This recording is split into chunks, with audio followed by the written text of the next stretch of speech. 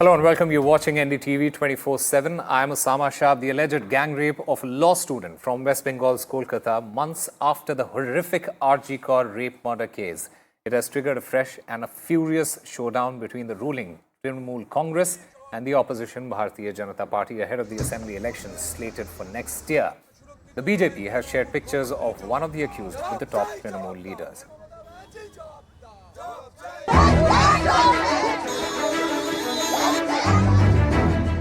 Horrific details emerging in the rape complaint of a law student. The main accused, 31-year-old Monojit Mishra, an ex-student of the college who is a part of the Trinamool Congress's student wing. All accused have been arrested and sent to 4 days police custody. The survivor has narrated the horrific details in her complaint. I fought back, I cried and asked him to let me go. I even touched his feet, but he didn't let me go. The victim told the police, accusing Monojit Mishra of trying to force himself on her. The young woman, she had a panic attack and was taken to a guard's room, forcefully undressed and raped, adding she was attacked with hockey sticks. She also alleged videos were recorded of the incident and accused threatened to share the videos. The survivor says she suffered an injury on her head and the accused threatened to kill her boyfriend. The BJP hit out at the Trinamool Congress saying it wasn't just a case of rape but systematic political brutality carried out under the banner of Trinamool Congress Student Politics. जब तक ममता बनर्जी रहेगी राज्य में as a मुख्यमंत्री और Trinamool Congress power में रहेगी तब तक होता ही रहेगा, क्योंकि जानते हैं ममता बनर्जी उनकी पार्टी है बचाने के लिए। 3-4 लोगों को जो एक्यूज है पकड़ा गया सारे तृणमूल से रिलेटेड है। तो तृणमूल तो मतलब खून, रेप, चोरी इन तीनों में एक्सपर्ट है।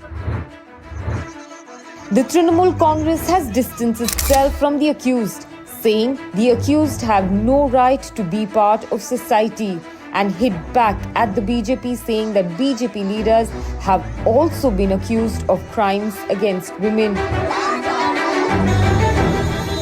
You see, you have to condemn the incident. Immediately when this incident has come, the police has taken action.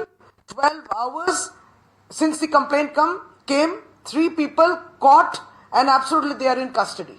And the investigation is on. Their mobile phones have been seized. The victim's statement has been taken. She has named the accused. They have been taken into their custody. It's seriously been taken. What has BJP got to do with this? Oh, they cannot even think this is the way action and accuracy. So what they have started is to malign, but be empathize with what has happened. As the gruesome details of the gang rape at a Kolkata law college emerges, the police have gotten 4 days remand of the 3 accused.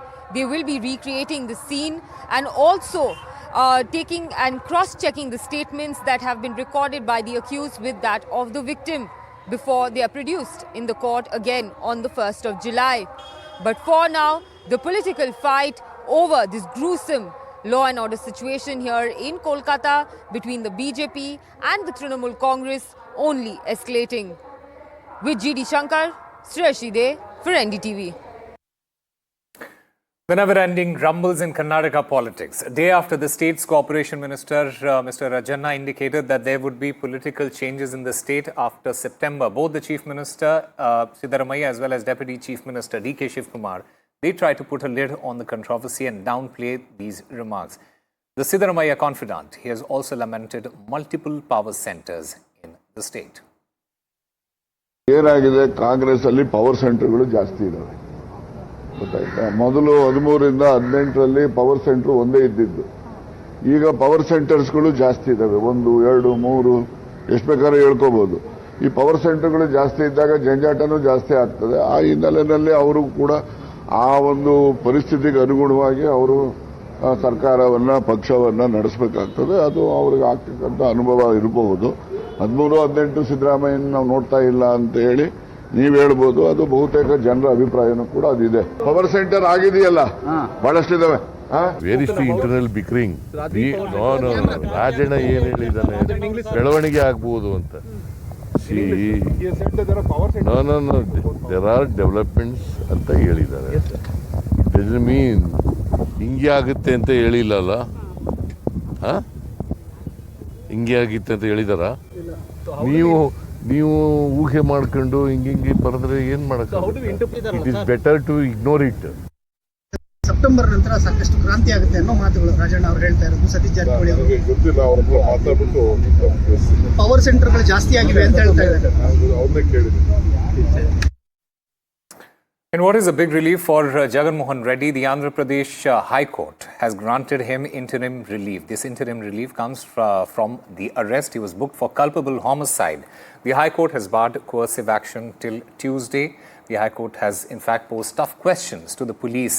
Meanwhile, Jagan, speaking about this entire incident where 3 of the party workers died, he said that he gave prior information.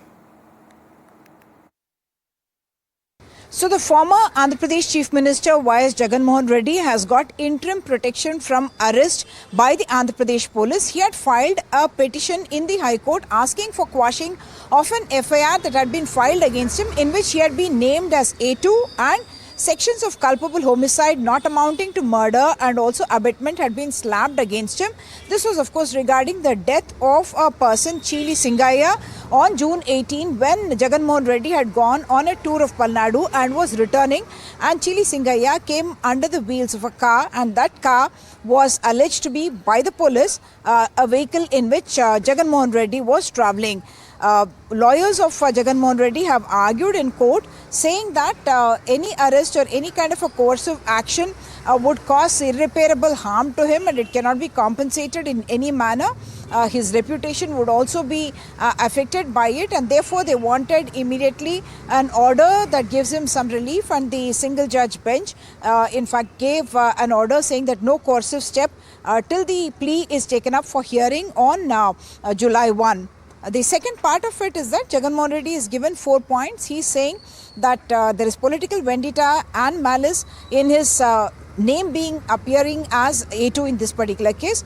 2, he says the version of the SP had changed initially and then it was changed with the idea of political vendetta, and therefore he says it is not an objective kind of basis on which the FIR was lodged. 3, he says he is a Z+ category person and therefore the responsibility of giving the security, ensuring that there is a rope party would have been on the administration and that they had neglected it, and therefore he believes that this plea should be heard and the FIR against him should be quashed.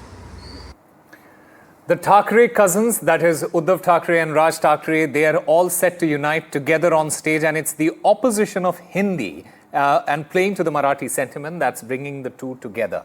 Uddhav Thackeray and Raj Thackeray, they have announced a joint protest on the 5th of July against the Maharashtra government's move to make Hindi a mandatory third language in schools from class 1st to 5th under the National Education Policy. Now, despite the state issuing a revised resolution saying Hindi is not mandatory, many critics, including educationists and regional parties, they call it a cosmetic change, arguing that the structure still favors Hindi by design. This entire issue has ignited a wider debate on centralized policy versus regional cultural rights.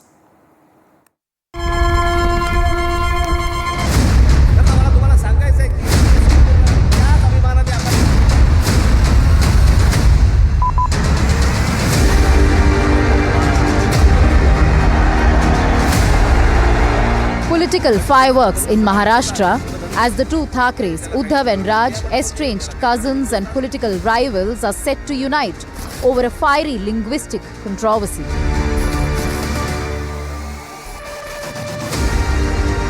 Shiv Sena UBT MP Sanjay Raut shared images of Raj and Uddhav Thackeray together and declared a united morcha against the alleged imposition of Hindi in Maharashtra schools by the state government.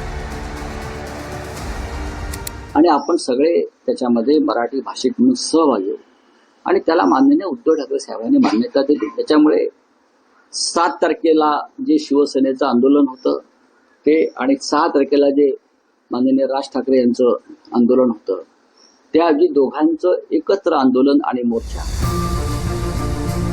Mahayuti government has hit back, reminding people that Uddhav's own MVA government approved a 3-language policy, including Hindi, in January 2022, following the Mashelkar Committee's recommendations. Hindi सक्ती हा शब्द doctor Mashelkar साहेबांची जी समिती होती, जी फेब्रुवारीमध्ये 22ला याचा अहवाल submit झाला, त्याचवेळी उद्धव बाळासाहेब ठाकरे शिवसेनेचे पक्षप्रमुख हे राज्याचे मुख्यमंत्री होते. त्यांनी हा शब्द स्वीकारलाय आणि तीच लोक आज राजसाहेबांची गर्दी जमणार आहे म्हणून तिथं सहभागी होत आहेत. The timing is critical. This flashpoint emerges just months before the high-stakes BMC elections. The move highlights a growing Marathi regional narrative, positioning an emboldened Thackeray alliance squarely against the BJP Shinde government. The state government, meanwhile, insists there is no imposition of Hindi and the opposition is distorting facts. मोर्चा काढणं प्रत्येकाचा अधिकार आहे. एकत्र काढू दे, एकटे करू दे, दुखते करू दे, तिकटे करू दे, हा त्यांचा प्रश्न आहे. मराठी माणसासमोर आमच्या भूमिका स्पष्ट आहेत. या राज्यामध्ये सक्ती कुठली आहे तर ती मराठीचीच आहे.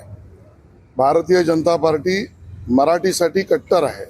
किंबहुना भारतीय जनता पार्टी आणि केंद्र सरकार यामुळेच मराठीला अभिजात भाषेचा दर्जा मिळाला आहे. और रहा सवाल दोनों भाइयों के एक साथ आने का, कोई भी दल अपना निजी फैसला ले सकता है, पर दूर दूर तक उद्धव ठाकरे कभी नहीं चाहेंगे कि उनके कार्यकर्ता राज ठाकरे जी के प्रतिभा और प्रभाव में आए और बचे कुछ लोग वो भी उनको छोड़कर चले जाए. What's clear is this Thackeray unity is not just about language and culture. It's about power, identity and strategy in reshaping opposition unity just ahead of civic body polls. With video journalist Arjun, this is Radhika Ramaswamy for NDTV. India has rejected Pakistan's demand regarding water disputes, deeming the Hague-based Court of Arbitration's ruling on the Kishan Ganga and Ratal hydroelectric projects in Jammu and Kashmir as illegal. The Indian government asserted that the court's formation violates the 1960 Indus Water Treaty, rendering its proceedings and decisions void. A British High Commission spokesperson says a UK F-35B aircraft, it is awaiting repairs at the Thiruvananthapuram International Airport after developing an engineering issue. The UK has accepted an offer to move the aircraft to the maintenance, repair and overhaul facility at the airport. The aircraft will be moved to the hangar once UK engineering teams arrive with specialist equipment, thereby ensuring there is minimal disruption to scheduled maintenance of the other aircraft. This aircraft will return to active service once repairs and safety checks have been completed. The ground teams continue to work closely with Indian authorities to ensure safety and security precautions are observed.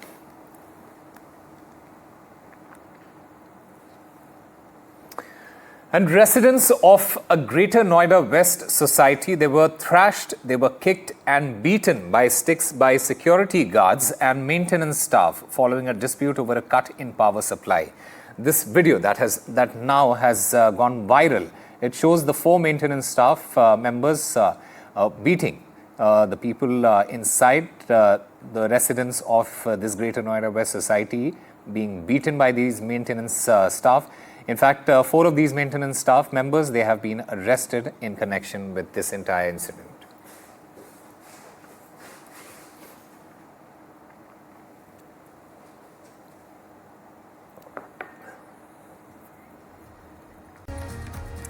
Welcome back. The US Supreme Court handed President Donald Trump a major victory on Friday by curbing the power of lone federal judges to block executive actions.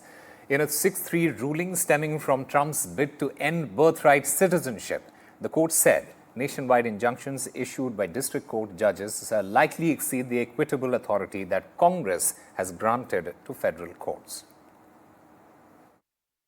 The Supreme Court has delivered a monumental victory for the Constitution, the separation of powers, and the rule of law, in striking down the excessive use of nationwide injunctions to interfere with the normal functioning of the executive branch. I'm grateful to the Supreme Court for stepping in and solving this very, very big and complex problem, and they've made it very simple. We can now promptly file to proceed with numerous policies that have been wrongly enjoined on a nationwide basis. And some of the cases we're talking about would be ending birthright citizenship, which now comes to the fore. That was meant for the babies of slaves. It wasn't meant for people trying to scam the system and come into the country on a vacation. All right, I'm currently joined by Dr. Nee Quarti, senior journalist, joining us from Washington, D.C. How do you read this entire order, Quarti? Well, it's no doubt that today's Supreme Court rulings, the end of the session, was a major, major victory for the Trump administration. The president saying as much this afternoon in a unusual briefing in the White House press briefing room. The president took questions for about an hour. This was about the second time that President Trump had done that since he has returned to the White House. But taking a very major victory lap as it pertains to federal injunctions. The Supreme Court ruled that any injunction that is imposed by a federal judge has its limits and cannot be projected nationwide. That was a major win for the Trump administration, being that so many of its executive orders have been tied up in the courts because you have judges in very specific parts of the country that are saying that the order cannot go forward nationwide. And so as of today, the Supreme Court has made a major change in that regard. And then also when it comes to LGBTQ rights, the president today saw this as a victory for parents. Parents now have the right to opt out of their kids reading books in schools that reflect the lives and lived experiences of LGBTQ people. Certainly a major setback on two fronts, a major setback for folks looking to slow down the pace of orders coming down from executive orders coming down from President Trump, but also a major victory for conservatives who are on a path to erase LGBTQ characters and to really relegate LGBTQ stories in our schools to second-class status. Having said that, Dr. Quarti, what are the possible implications that we are looking at, especially for the immigrant community now?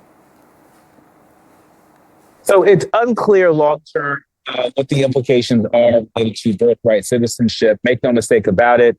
There are many lawyers, of which I am not, that have said that this is a major setback, that this ruling will send a chill across the United States to families that have mixed immigration status.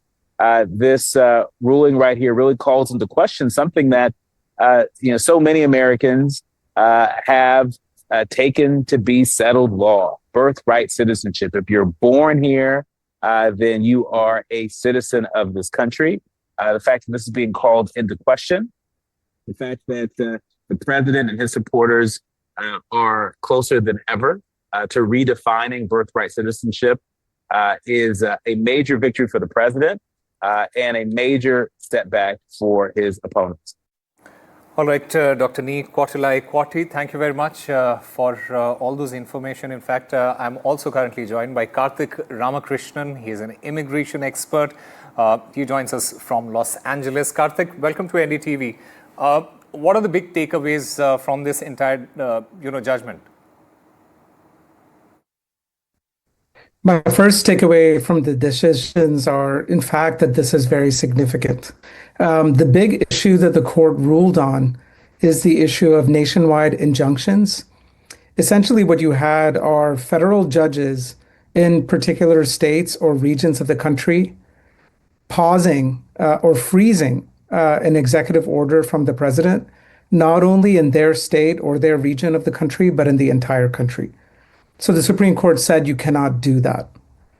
But what that means when it comes to birthright citizenship is that there were only less than half the states that were part of the lawsuit challenging that decision.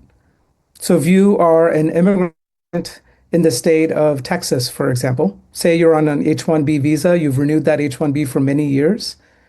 If your child is born in Texas, they might not be a citizen of the United States. But if your child is born in California, they might be a citizen of the United States. That's what the court is now opening the door for. I don't know how long that door will remain open. Others may challenge these decisions in other states. It might take up to a year for the Supreme Court to rule on it. And they may indeed rule that the executive order is unconstitutional.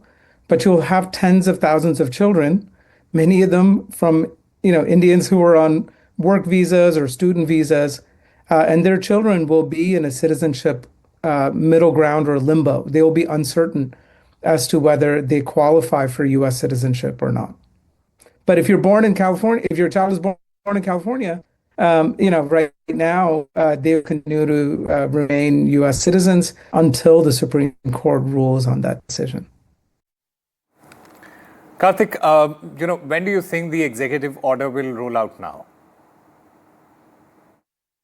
From what I've read so far in the decision and the reporting on the decision, the executive order can go into effect after 30 days. So starting in August of 2025, the executive order will indeed remain in effect in many of the states in the country, many of the states that have Republican governors and Republican attorneys general. Those rules will apply. Now, someone can bring a case in those states to try to stop that from happening, but it's unlikely. Many of the judges in those states and regions tend to be conservative, and they might let the case play through all the way to the Supreme Court. So this will, in fact, have a pretty significant disruptive effect. What you might also see is many immigrants who are about to give birth moving to states, at least temporarily, that allow for birthright citizenship. So it's a bit chaotic. We expect laws of citizenship to be uniform across the country. But in many ways, we're going back to the period before the U.S. Civil War, where citizenship rules changed depending on which state you lived in. And in fact, we'll hopefully get more clarity in the coming days as well. Karthik Ramakrishna, thank you very much for speaking with NDTV. It was another day of bloodshed in Gaza, even as the White House talks up progress. President Trump is crediting the U.S. strikes on Iran for nudging Hamas towards a ceasefire. But on the ground, the violence hasn't let up. Israeli troops, they are facing deadly ambushes. Civilians are dying while scrambling for food. As famine looms, negotiations inch forward. Here's a report on what the U.S. calls progress.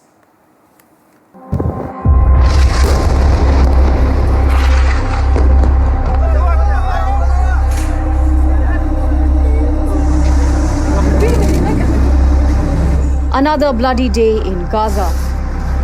45 Palestinians killed, some while waiting for food.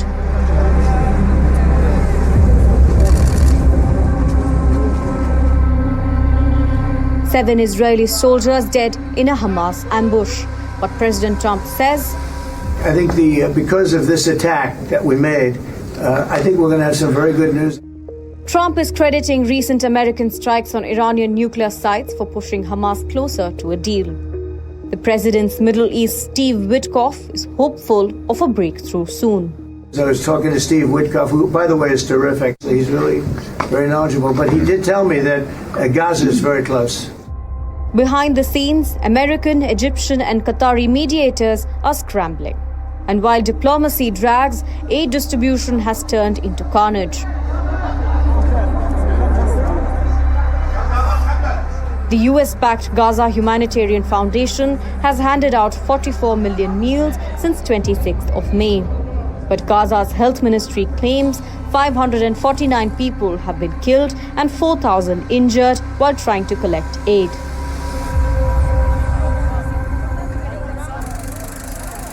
while Hamas's civil defense agency says Israeli forces opened fire on crowds near a GHF food distribution point in central Gaza, killing 6 people. Israel says it has no knowledge of casualties in those areas. The GHF has dismissed the claims as false.